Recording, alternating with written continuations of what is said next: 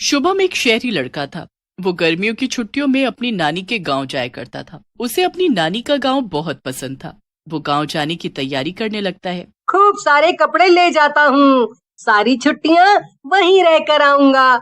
नानी के गांव पहुंचते ही उसकी नानी खुशी से झूम उठती है और उसे जोर से गले लगा लेती है।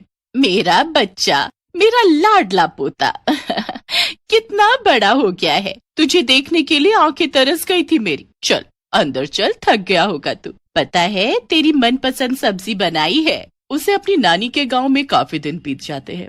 एक दिन वो खेलते खेलते एक वीरान कुएं के पास चला जाता है। उसने आज से पहले इतना गहरा और अंधेरा कुआं कभी नहीं देखा था। कितना अंधेरा है नीचे, लगता है बहुत गहरा है। पर ये कुआं इतना सुनसान क्यों है? इसमें पानी क्यों नहीं रहता होगा? अगले दिन शुभम अपनी नानी से कुएं के बारे में पूछता है। नानी, वो जो घर के पीछे कुआं है वो इतना अजीब क्यों है? वहाँ लोग ज्यादा आते जाते भी नहीं। तुम उस कुएं के पास गए थे? शुभम बेटा, कितनी बार समझाया है, बिना पूछे इधर उधर मत जाया करो। और उस कुएं के पास तो बिल्कुल भी नहीं। नानी, पर उस कुएं में पानी क्यों नहीं रहता? वो कुआं श्रापित है। वहाँ कई सालों से एक डरावनी चुड़ैल रहती है।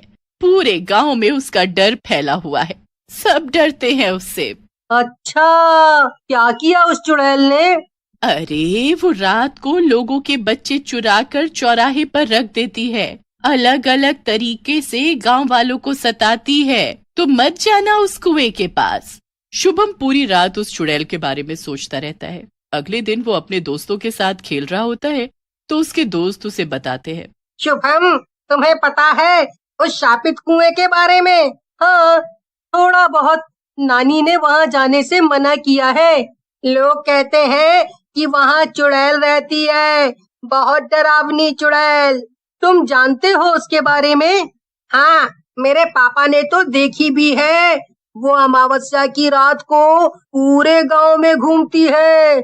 उस रात कोई बाहर नहीं निकलता। शुभम कुछ नहीं कहता, पर उसके मन में कई सवाल चल रहे होते हैं। वो कुएं के बारे में और भी जानना चाहता था, पर नानी ने उसे वहां जाने से मना किया था। रात को जब नानी और बाकी लोग सो जाते हैं तो शुभम चुपके से घर से बाहर निकल जाता है और कुएं के पास चला जाता है।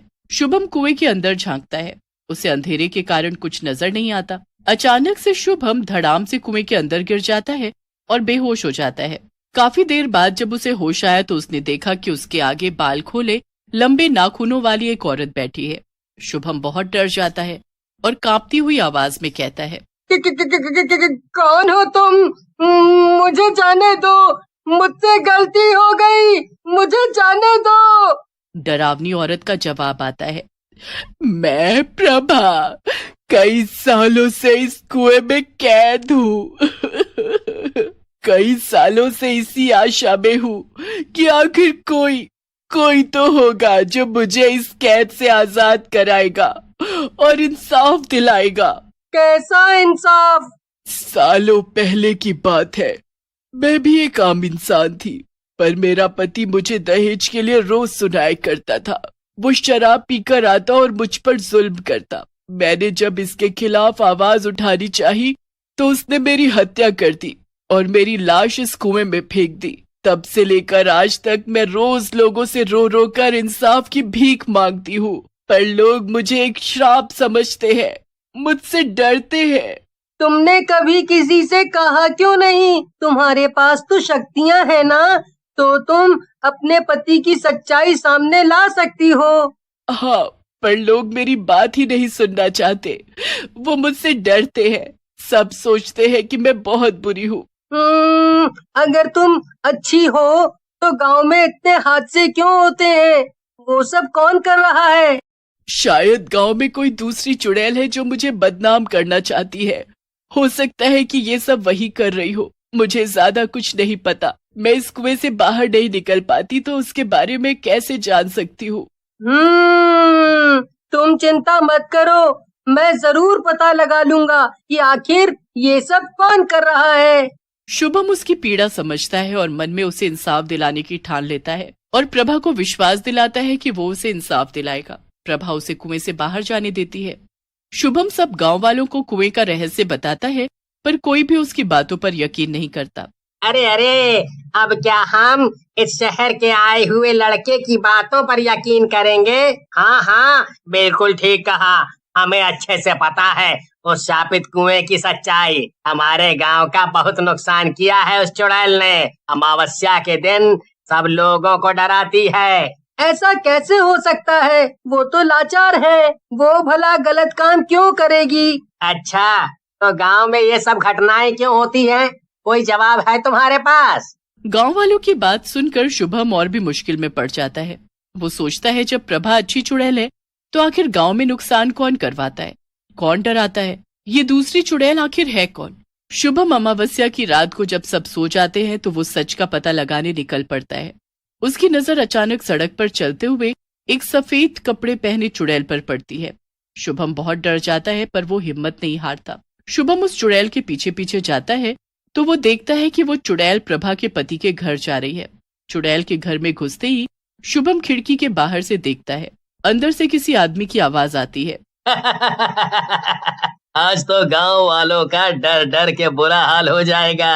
गांव के बीच में ये लाल रंग छिड़क के आया हूँ। लोग सोचेंगे कि ये खून है और वो फिर से प्रभा की आत्मा को बुरा भला कहेंगे। और पूजा पाठ करके उसकी शक्तियों को और भी कम कर देंगे। अच्छा, आज तक गांव में जो भी डरावने हादसे होते थे वो सब ये प्रभा का पति करता है। इसको तो अब मजा चखाना पड़ेगा। शुभम अगली अमावस्या को फिर से प्रभा के पति का पीछा करता है और रात को गांव वालों को शोर कर करके उठा लेता है। इतने में प्रभा का पति सुरेश पेड़ के पीछे छुप जाता है। सब गांव वाले शुभम की आवाज सुनकर बाहर आ जाते हैं। अरे ओ शुभम, क्या है? तुम आज अमावस्या की रात को बाहर क्या कर रहे हो? ये पूरे गांव में शोर क्यों मचा रखा है? अरे वो चुड़ैल यहीं कहीं होगी। हाँ हाँ, मिलना चाहेंगे अपनी चुड़ैल से।